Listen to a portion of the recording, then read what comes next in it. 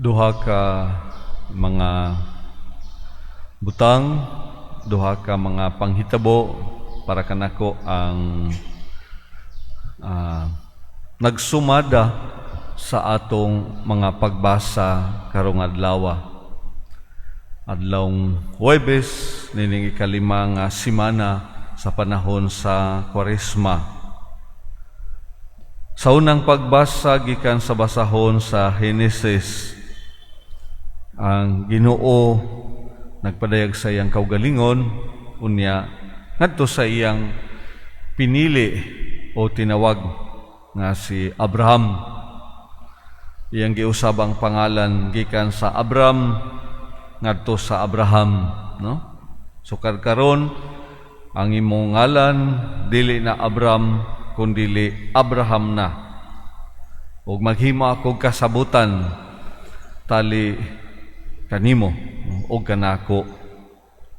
Ug nining kasabutan gipadayag, gipasalig sa Dios ngadto sa iyang pinili, iyang tinawag nga si Abraham. Tumanon ko gayod ang akong saad kanimo ug sa umaabot mong mga kaliwat, ingon nga walay katapusang kasabutan. Sa laing bahin, iyang giingnan si Abraham, nga kinahanglan usab nga tumanon mo ug sa umaabot mong mga kaliwat ang kasabutan tali kanimo ug kanako. Aning duha ka butang. Og if we know our salvation history, kung kasayod ta sa istorya sa kasaysayan sa kaluwasan sa katawhan, no? In the Old Testament, God has always been consistent, no? Sa iyang mga panumpa, sa iyang mga saad, sa iyang katawhan. Bisan kung dunay mga higayon nga daw asuko siya, no? Bisan kung dunay mga higayon nga daw gisilutan niyang iyang katawhan, panang Dios nagpabilin gayud nga matinud-anon sa iyang saad kasabutan ngadto sa iyang katawhan. Sa laing bahin, on the part of Abraham, on the side si Abraham, no? Ato usab nasayran nga naningkamot kayud siya sa pagkamatinud-anon gikan ni adtong adlaw din ng Dios naghimog kasabutan tali kaniya ug ngadto sa Dios sa pagpuyo sa pagkamatinud-anon sa Dios. Nga bisan pa man ang iyang bugtong anak gipangayo sa Ginoo daw dili niya masabtan nga mao nga pagpangayo iya kining gihalad, no? Pangipangitaan tagpaagi aron dili ang inosente nga kinabuhi mahulog dayon diha sa kamatayon, ha? Pan matud pa nangamatay gihapon silang tanan. After him, sunod-sunod ni Abraham nga mga kaliwatan diha na nagka-problema, no? Kay aduna nay mga kapakyasan o uban pa. Again, if we know our salvation history, no? Ang Ginoo, ang Dios nagpabilin gayud nga matinud-anon hangtod sa hangtod og nahinumdum gayud siya sa iyang kasabutan, sa iyang katawhan. Ang kaproblema ra kay sa mga kaliwatan nga nagsunod human ni Abraham, no? Usahay wala na ipaghinumdum sa mao nga kasabutan nga sahay musukwahi na, no? Mulihis na diha sa unsa ang ikasabutan sa Dios o sa tao. Ug diha sa Ebanghelyo ni San Juan, ang Ginoo nagapadayag sa iyang kaugalingon diha sa hulagway sama kanato sa kinabuhi sa atong Ginoong Hesukristo. Siya nagpadayag sa katawhan Hodeo, sultihan ko kamo ang magtuman sa akong gisulti dili gayud mamatay, no? Unya ngadto sa iyang pagpadayag siya nag-ingon nga nakailan ako kang Abraham, Sukad pa sa sinugdan, og si Abraham nakaila na kanako. Oh. Lisod og naglibog ang mga tao, mingon sila, wala ka pa gani kalimaan ka tuig nakaila, nakita mo na ba si Abraham?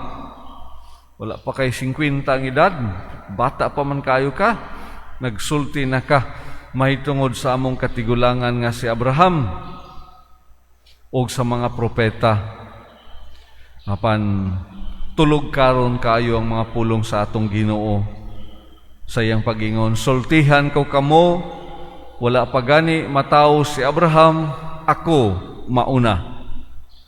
Wala pa gani mataw si Abraham, ako mauna. Ako diha na. No? Two things again. Si Jesus nagpadayag sa iyang kaugalingon nga Dios ngadto sa katawhan. Apan sa laing bahin, nagpabilin gihapon ang iyang pagkatawhanon.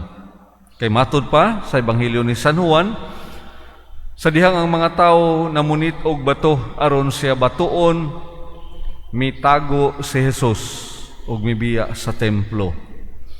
Kay nganuman wala pa moabot ang iyang panahon. Iyang gipakita sa mga tao ang iyang kabubuton daha sa pagpakig-ambit sa tawhanon nga kahimtang sa tawhanon nga realidad gawas sa sala aron nga makita gayud nato ug makapaambit gayud siya sa iyang kaugalingon diha kanato ug kita makabaton ug makaambit usab sa iyang Diosnon nga kinabuhi. Two things in the first reading from the book of Genesis, kasabutan sa Dios og sa iyang tinawag pinili nga si Abraham. On his side, tumanon ko gayod ang akong mga saa diha kanimo. Pahimangno niya kang Abraham diha kanimo, kinahanglan usab nga magtuman ka og ang umaabot mong mga kaliwat sa kasabutan nga gihimo ko tali kanimo o kanako.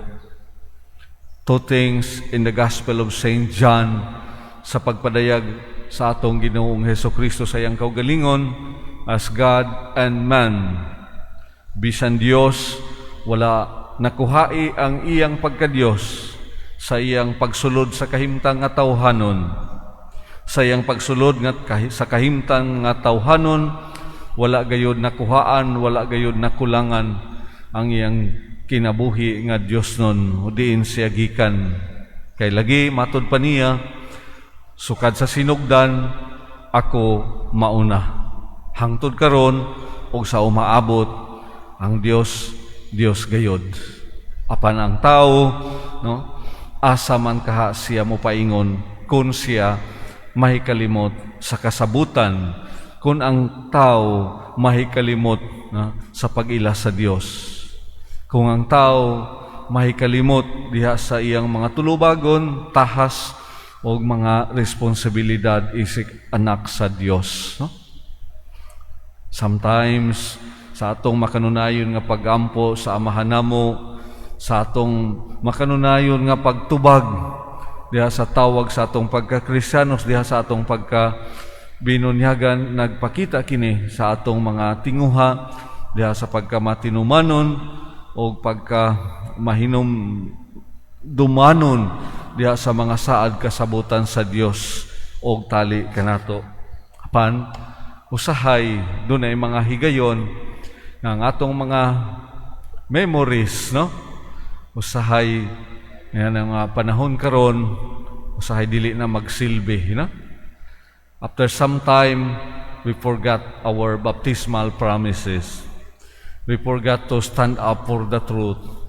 We forgot to sometimes live the values of the gospel because of so many things, because of so many material things or things of this world nga naka-apikto usahay makadaot sa panghunahuna, maka-apikto sa pagdesisyon sa tao.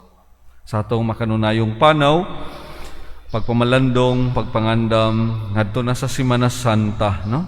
Pangayo nato sa Dios nga unta no sa kanunay mahinumduman nato usab ang atong mga tahas ug tulubagon ngadto kaniya. Salmo responsoryo nagpahinumdom kanato ang Ginoo nahinumdom gayud, mahinumdom gayud sa iyang kasabutan hangtod sa kahangturan. Ang tao kita nga unta nang hinumduman nato kining kasabutan nga gihimo sa Dios kanato o ngadto kaniya, uban ang pagpaningkamot mapuy-an nato kini diha sa atong inadlaw-adlaw nga pagkinabuhi.